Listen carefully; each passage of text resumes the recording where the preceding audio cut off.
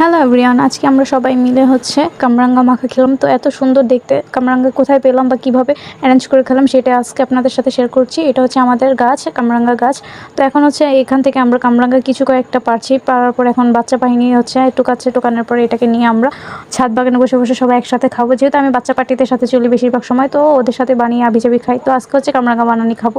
তো এই তো গাছ থেকে পারলাম এতগুলো কামরাঙ্গা একসাথে। আমরা এখন ছাদ বাগানে চলে এসেছি জিনিসপত্র সব একসাথে নিয়ে, যেন বারবার উঠতে নামতে না হয়। যার কারণে এটা আমার ছাদ বাগান। দেন এখানে সব কিছু রেখে আমরা এখন টুকিটাকি করে আস্তে আস্তে প্রিপারেশন রেডি করছি। আমাদের একজন মিসিং আছে, ও একটু পরে আসবে। দেন এখন কামরাঙ্গাগুলো পানিতে দিয়ে ভালো করে ধুয়ে নিচ্ছি। প্রথমে তো ভেবেছিলাম যে অল্প কিছু কয়েকটা বানাবো, দেন দেখলাম যে আমরা যেহেতু একটু মানুষ 4-5 জন, তো একটু বেশি করে বানানো যায়। যার কারণে বেশি করে নিয়ে এখন চারপাশের সোলকা যেটাকে বলে, তো সেটা কেটে নিয়েছি। এখন এটাকে পিস পিস করবো, এরকম স্টারের মতো হবে কিছু কয়েকটা। আর বাকিগুলো মাঝখান দিয়ে করে নিয়েছি, অনেক সুন্দর করে কাট করেছি। যেহেতু আমরা অল্প কিছু মানুষ খাচ্ছি, তো অল্প করে বানাবো যেন একটু মজা হয়ে যায়। তো ফার্স্টে তো নিয়ে নিলাম কিছু পরিমাণ লবণ, তারপরে 2টা মরিচ দিয়েছি। দেন এক্সট্রা পরে দিয়েছিলাম তেঁতুল দিচ্ছি।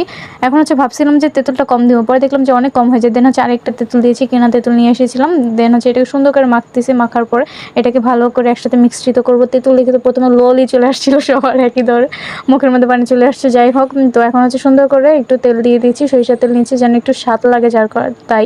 তো এখন এটা সুন্দর করে মিশ্রিত করতেছি। করার পরে এটা কামরাঙ্গার সাথে মিশ্রিত করলে দেখুন কি সুন্দর একটা কালার আসবে। আর এটা আমাদের ফার্স্ট ট্রাই, এই প্রথম আমরা ছাদ বাগানে পার্টি করছি। আর দেখুন কি সুন্দর একটা কালার আসছে, আর খেতে সেই স্বাদ ছিল। তা আপনারাও বাসায় একটু ট্রাই করবেন। এখন আমরা হাত ধুয়ে নিচ্ছি সবাই, যেহেতু একসাথে বসে খাবো, তা হাত ধুয়ে নিলাম এখন ফার্স্টে। দেন এখন টেস্ট করার পালা। সবাই তো বলছিল সেই টেস্ট।